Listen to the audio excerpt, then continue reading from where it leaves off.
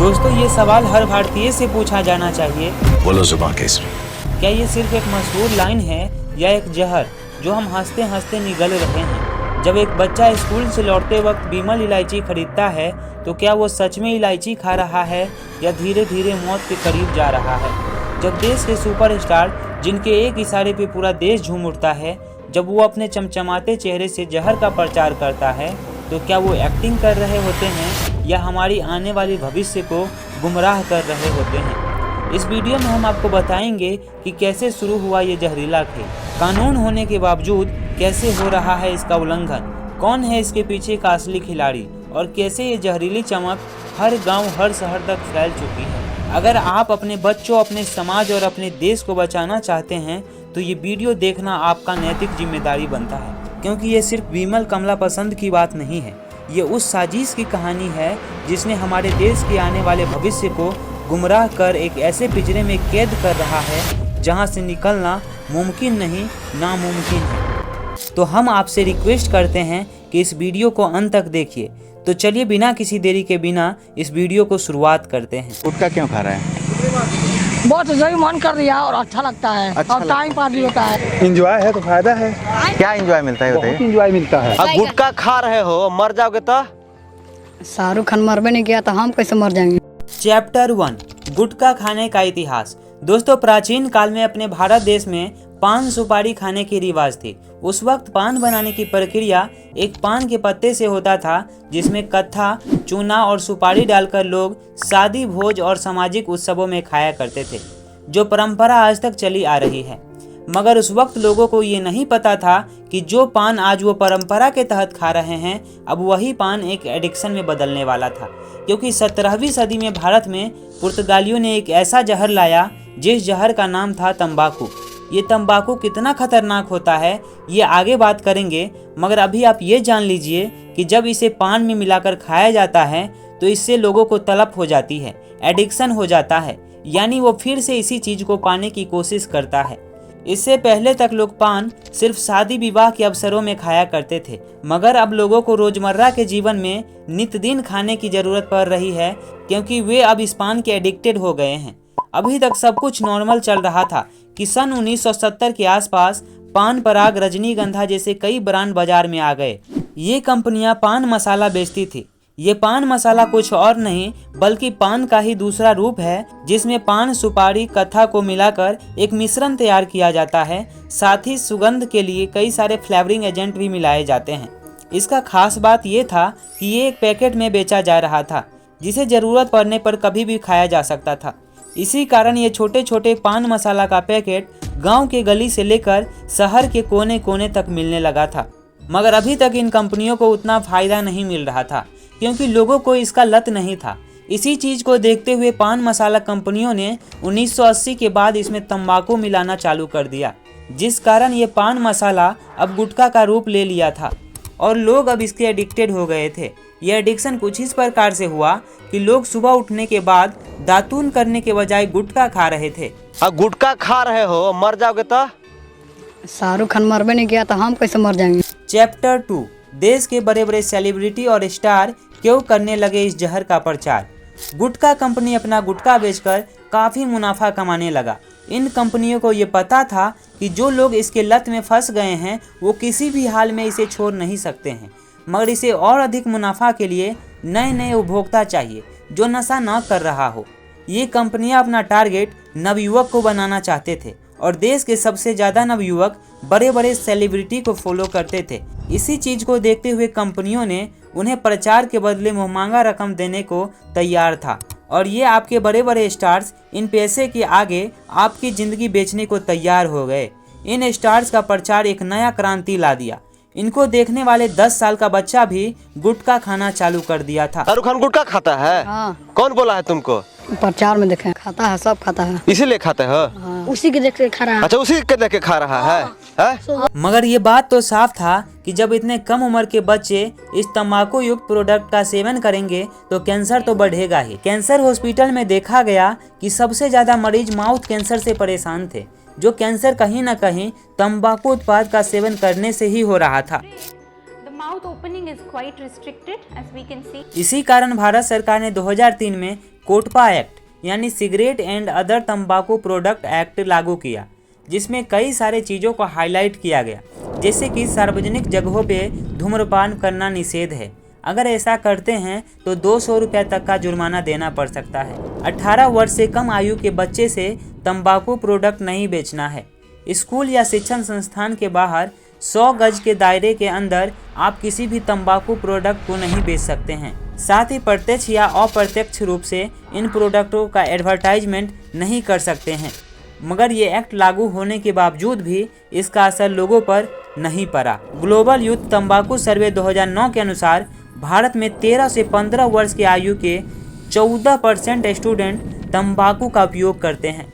इसी साल भारत के 5 स्टेट झारखंड, कर्नाटक, आंध्र प्रदेश, उत्तर प्रदेश और उड़ीसा के 12 जिलों में 307 स्कूल को चुना गया, ये पता करने के लिए कि कितने अच्छे से ये कोटपा एक्ट लागू हुआ है।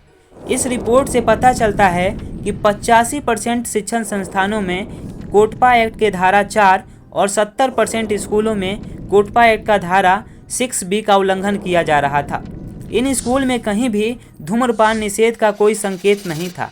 साथ ही 100 गज के दायरे में धड़ल्ले से तंबाकू प्रोडक्ट बिक रहे थे। इस रिसर्च में स्पेसिफिकली आंध्र प्रदेश के अनंतपुर और चित्तौड़ डिस्ट्रिक्ट में 100% शैक्षणिक स्थानों में धारा 4 का उल्लंघन हो रहा था। उत्तर प्रदेश के प्रयागराज जिले में लगभग 96%, झारखंड के गुमला, खूंटी, लोहरदगा और रांची डिस्ट्रिक्ट में लगभग 90% शैक्षणिक संस्थानों में धारा 4 का उल्लंघन किया जा रहा था। इसी कोटपा एक्ट के कारण अब तंबाकू उत्पाद का एडवर्टाइजमेंट कंपनी डायरेक्ट नहीं कर सकती थी, मगर इसका भी लूप होल इन कंपनियों ने ढूंढ लिया, जिस एडवर्टाइजमेंट का नाम दिया गया सरोगेट एडवर्टाइजमेंट। सरोगेट विज्ञापन का मतलब होता है कि ऐसा विज्ञापन जो सीधे प्रतिबंधित चीज़ों को बढ़ावा न देकर उनके ब्रांड नेम और लोगो का उपयोग करके इनडायरेक्टली उसी प्रोडक्ट को विज्ञापन करना होता है। इसका सबसे बड़ा एग्जाम्पल बिमल पान मसाला है, जो अपने इलायची प्रोडक्ट को बेचता है सेम ब्रांड, सेम कलर और सेम स्टाइल में। और सबसे खास बात यह है कि इस एड में कहीं भी नहीं कहा गया है कि ये इलायची का एड है, जो साफ साफ बताता है कि ये किस और लोगों को इशारा करते हैं। इसी तरह कमला पसंद पान मसाला, रजनीगंधा पान मसाला और कई सारे ब्रांड ऐसे ही प्रचार कर रहे हैं। अभी आप राजश्री इलायची का प्रचार खूब देखते होंगे, ये असल में राजश्री पान मसाला का ही प्रचार कर रहे हैं। ब्रांड वही, पैकिंग वही, रंग वही, लेकिन नाम बदल दिया। यानी मोटा मोटी कोटपा एक्ट का अर्थ ही है कि नाम बदलो और प्रचार जारी रखो। चैप्टर 3, गुटखा कितना खतरनाक है। किडनी चल जाएगी, 10 साल कम उम्र हो जाएगी तब वो खइबा। हाँ, गुटखा में जो सबसे खतरनाक चीज होता है वो है तंबाकू। इस तंबाकू का सेवन करने से हर साल भारत में 13 लाख लोगों का जान चला जाता है। यानी हर दिन तंबाकू सेवन करने से लगभग 3600 लोग मरते हैं। यानी कि आप मरने के लिए तैयार हैं। हम मरेंगे ही नहीं जल्दी। अच्छा, मरेंगे भी नहीं, आपको पता भी है। हाँ। WHO के अनुसार तंबाकू खाने से कैंसर, फेफड़ों की बीमारी, हृदय रोग और स्ट्रोक होने की संभावना काफ़ी बढ़ जाता है। इसी कारण भारत सरकार ने 2011 में तंबाकू युक्त प्रोडक्ट के सेल पर रोक लगा दिया। मगर ये गुटखा कंपनी हमारे सरकार से एक कदम आगे ही है। इन कंपनियों ने गुटखा से तंबाकू को अलग कर दिया और कहा, भैया हम तंबाकू युक्त प्रोडक्ट नहीं बनाते हैं, हम तो पान मसाला बेचते हैं। यही कारण है कि आप कोई भी पान मसाला खरीदते हैं तो उसके साथ आपको कहे बिना एक तंबाकू का छोटा सा पैकेट दे देता है, जिसे लोग मिक्स करके तो खाते ही हैं। गुटखा का प्रचार ये सिर्फ एक प्रचार नहीं है, बल्कि एक बिजनेस मॉडल है।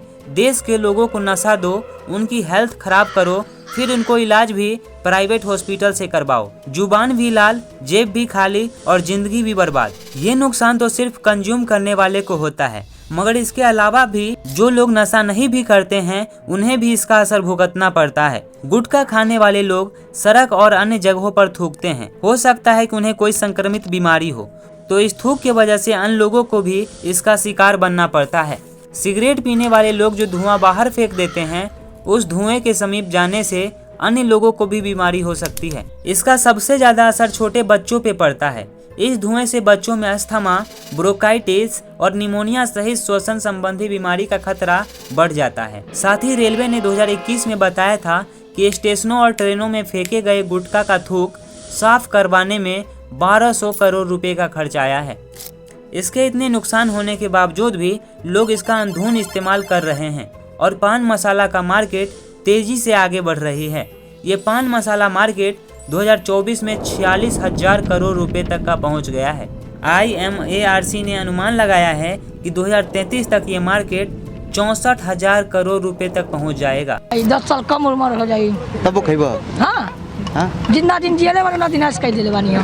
कौन नहीं जानता है कि तंबाकू प्रोडक्ट से कैंसर होता है, मगर फिर भी वो खा रहे हैं। इसका सबसे बड़ा कारण है उन्हें तंबाकू का एडिक्टेड होना। अब वो चाहकर भी इसे छोड़ नहीं सकते हैं। इसीलिए हम उन सभी लोगों से कहना चाहते हैं जो नशा नहीं कर रहे हैं। इसमें जाना आसान है मगर इससे निकलना मुश्किल नहीं, नामुमकिन है। मैं गुटखा तंबाकू का सेवन करता था। गुटखा तंबाकू से ही एक कैंसर स्थिति पैदा हुई थी। निवेदन करूंगा कि अगर अपनी जिंदगी सुरक्षित चाहते हैं तो सिगरेट, धूम्रपान, तंबाकू, गुटखा का सेवन बिल्कुल ना करें। ऐसे लोगों को आज ही अनफॉलो कर दीजिए जो ऐसे प्रोडक्ट को प्रमोट करता है। उनका एक ही मकसद होता है आप जैसे मासूम लोगों को इस ट्रैप में फंसाना। इन गुटखा कंपनियों को ये पता है कि अपने देश का एक बड़ा हिस्सा इन स्टार को फॉलो करता है, इसलिए इन स्टार्स को प्रोडक्ट प्रमोट करने के लिए करोड़ों रुपया दे देते हैं कि भाई प्रचार करो, और ये लोग करते भी हैं। मगर इससे देश का भविष्य कहीं ना कहीं अंधेरे में ही जा रहा है, क्योंकि जो बच्चा पढ़ता लिखता देश की तरक्की में साथ देता वो खुद इस एडिक्शन के ट्रैप में फंस चुका है, मगर फिर भी सरकार चुप्पा भैंस के तरह शांत रहता है।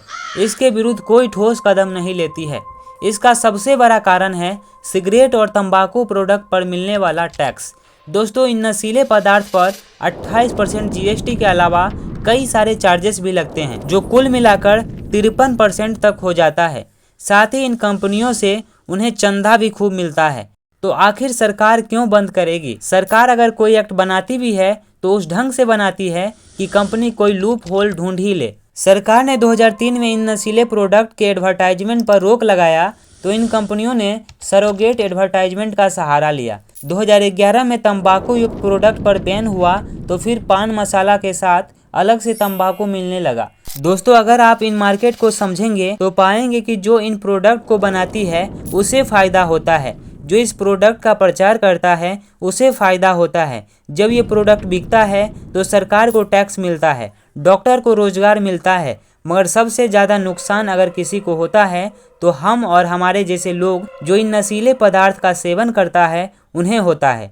हमारा पैसा जा रहा है, हमारी जान जा रही है, हमारा परिवार गरीबी के चक्की में पीस रहा है, मगर फिर भी हम यही तंबाकू युक्त प्रोडक्ट खाते हैं। तो देखिए, समझिए, जागिए और अन्य लोगों को भी जागरूक कीजिए। इसी के साथ वीडियो को समाप्त करते हैं।